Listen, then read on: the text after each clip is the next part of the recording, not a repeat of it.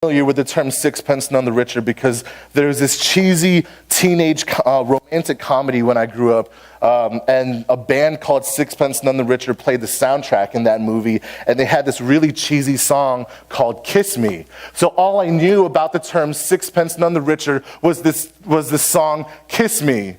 And I'm not going to sing it because it's kind of a lame song.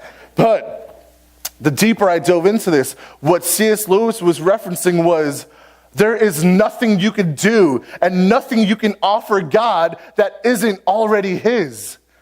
And we've said this in some other songs, in our worship songs. We sing songs like, Lord, I offer my life to you.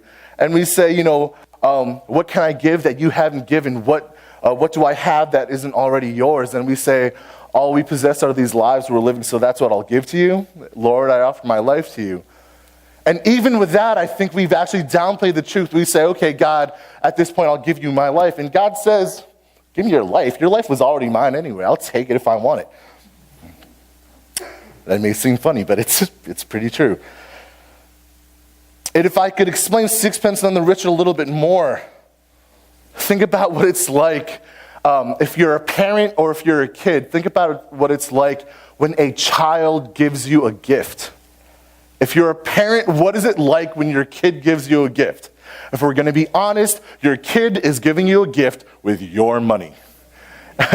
I remember growing up, and at a certain point, it was this dawning revelation where I realized when it was my dad's birthday, I'd go to my mom and be like, Mom, we got to get Dad a gift. We got to get him a good gift. And there's no way that he didn't know what I was getting him because my parents had a joint checking account. All he would have to do was see the statement, which means before I even gave him the gift, he already knew what I got him. Probably. So that means when he opens up, he goes, oh man, son, you're so sweet. Thanks for this gift. And in his head, he was like, cool. How much did this set me back? Because it came from my own wallet. And I know what's awesome about my relationship with my dad is that it was the thought that counts, and I'm sure he was grateful. But if we were going to be completely honest, when I got my dad a gift, my dad took a financial hit. And it's probably good that I never bought him anything too extravagant, especially if it's something extravagant that he never wanted. You think about how weird it would have been if I bought my dad like something worth $1,000 and he looked at it and he was like, oh man, this is horrible. And all he thought about was the fact that it set him back $1,000. But the love that I have with my dad is something special where I would give him these gifts, and thankfully this revelation didn't dawn upon me until I was 26 or so. When I was still asking my mom for money to buy my dad a gift. But what's the point that we're making? How does this translate into our lives with God? Because it easily translates. Come on, guys, we know this. Sometimes we just have trouble feeling this truth. But the truth is, everything is His. And when we remember that everything is His, this also kind of sets up our hearts in terms of what are we really thinking when we offer Him things? When we're obedient with our tithes, when we're sacrificial, thankfully, enough to go beyond our tithes and our giving, when we offer our time in ministry,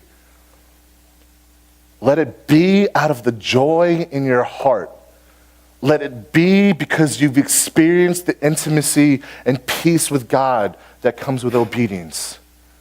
Let it be from a sense of gratitude because more and more every day when you experience God, you see what it took for Him to save you. Let it be from there that we act. Let it not be from a place that we're trying to buy Him. Because we can't buy Him with things that are already His. So as we move on, the question that we need to ask is a pretty hard one, but how are we to think about money? Again, we can't talk about stewardship and not eventually talk about resources like money, like time. So how are we to think about money? Let's turn back into our Bibles. Let's open up to the book of Matthew. Matthew chapter 6. We'll start with verse 19. Matthew 6:19. Here it starts by saying, "Do not lay up for yourselves treasures on earth where moth and rust destroy and where thieves break in and steal. But lay up for yourselves treasures in heaven where neither moth nor rust destroys and where thieves do not break in and steal. For where your treasure is, there your heart will be also." And I'll read that last verse again. "For where your treasure is, there your heart will be also." So what is this saying? One of the clear things that this passage is saying is to invest your treasure where it can't be stolen. Invest your treasure where it can't be stolen. Invest where it can have an eternal reward. One, we have to remember that nothing is safe here on earth. You know, you may put all your money into a savings account, and we don't know what's going to happen to the economy. You may put all your money behind a mattress at home, and you don't know if that house might burn down. That would be sad. We also don't know if the jobs that we have are going to last forever. A lot of my friends got involved in something pretty shady a couple years ago. They got involved in a company that was known as one of the most legit multi-level marketing companies. And if you don't know, a lot of multi-level marketing companies are pretty much known for being pyramid schemes. And eventually, at the time, they were like, okay, we're not a pyramid scheme. We're making legitimate money. We have a tangible product. And they started living more extravagant lives. And if it wasn't an extravagant life, what ended up happening was they made more means that they needed to live by. They started living lives where they were dependent on the income that was coming in. So they were making X amount of money, and because they were taking in more money, they got a new car. They took out another mortgage for their house. And then a couple months ago, the company went under. And now they're under investigation by federal unions, and all their accounts were put on hold. And they put all their eggs in this basket. And I know it seems like that was their fault for getting involved in something so shady, but the same thing happened to a couple of my other friends where they were working in a lab, and eventually he showed up at work one day and they said, "Sorry guys, everybody has to pack their things because we have no more funding." And he was basically like, "We have no jobs." Unfortunately, that was true. We don't know what's going to happen. And that's what Jesus is bringing up here. It's like, we don't know what's going to happen. Don't invest your money in things that are going to be unsure, and nothing on this earth is certain. The only thing that is completely certain about investing your money here on earth is that eventually we're going to leave here, and everything we invested in here is going to stay behind. And what it says here in verse 21 is, "For where your treasure is, there your heart will be also." And what we need to know is that this is telling of the nature of our heart, because we invest where our hearts are. If you want to know where your heart is, if you want to know what you really love, maybe we should check our bank statements. Maybe we should check our wallet. And we may go, "What I really love is the Lord." And if you look at my bank statement, be like, "Nah, man, what you really love is Pizza Hut." Be like, "Oh, no, what I really love is the Lord." No, what you really love is looking for rugby jerseys. And it can be pretty convicting. And it's probably something that we can't really avoid. It could be revealing of things that we need to offer up to God, and we'll keep digging into this in a minute. But first, let's move on to verse 22 in Matthew 6. Here it says, "The eye is the lamp of the body, so if your eye is healthy, your whole body will be full of light. But if your eye is bad, your whole body will be full of darkness. If then the light in you is darkness, how great is the darkness? No one can serve two masters, for either he will hate one and love the other, or he will be devoted to one and despise the other. You cannot serve God and money." So this whole passage that we read in Matthew chapter 6 started with the idea that you need to invest in eternity. You can't invest in things here on earth because things can be taken away. And then it ends with saying, you can't serve God and money. You will love one and despise the other. You can't serve both. There's this middle section here that is pretty interesting. And normally we tend to avoid it, but it may be a bit confusing, but we'll chew on it for a bit. Looking at verse 22, there's a section where it says, the eye is the lamp of the body.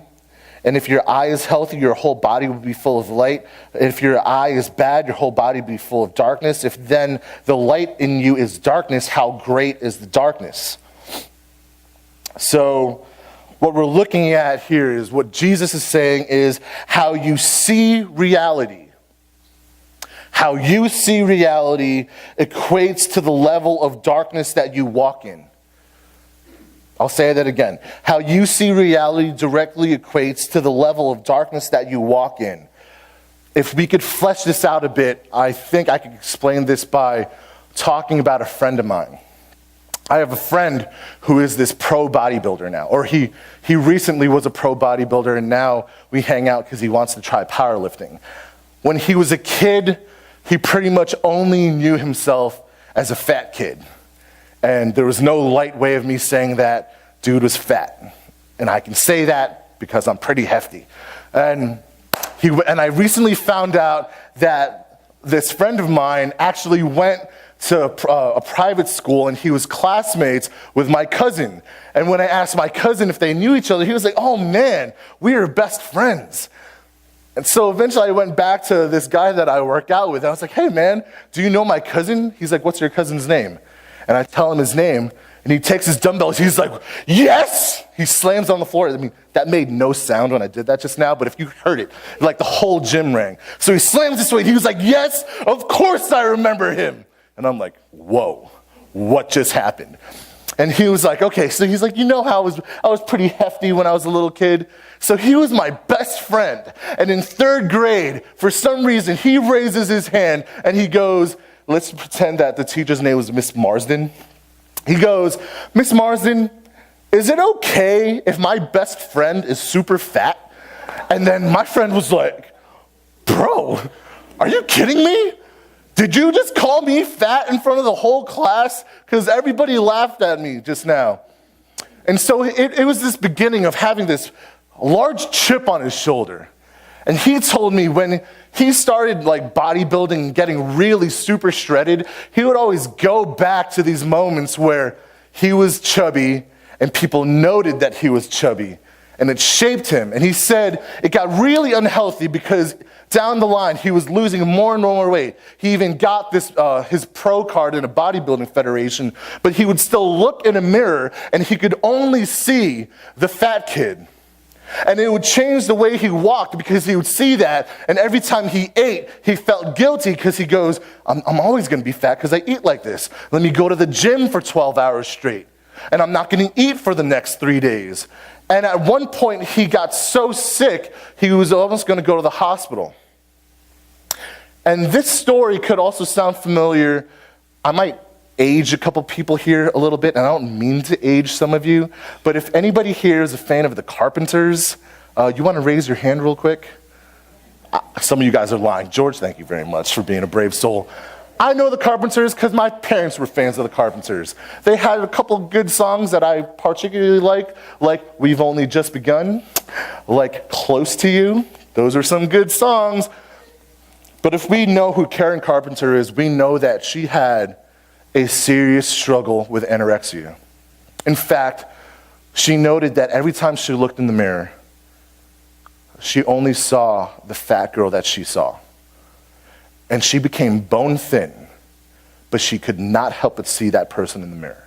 And eventually she starved herself to death. The point we're making is the eyes that we have and the way that we view things affect the way we walk. And Christ is taking this and he's applying it to money because the way you see money matters.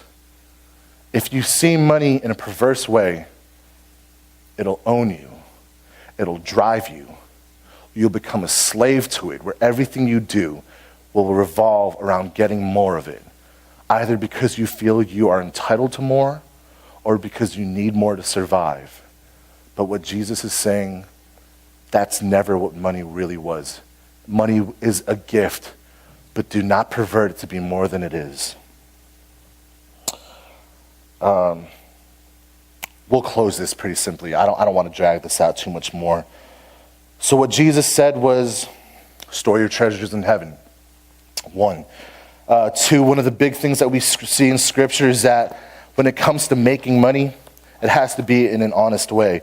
If you want to turn with me through a couple of these verses real quick, that'd be cool. I'm going to look at Proverbs chapter 10, verse 2. Here it says, treasures gained by wickedness do not profit, but righteousness delivers from death.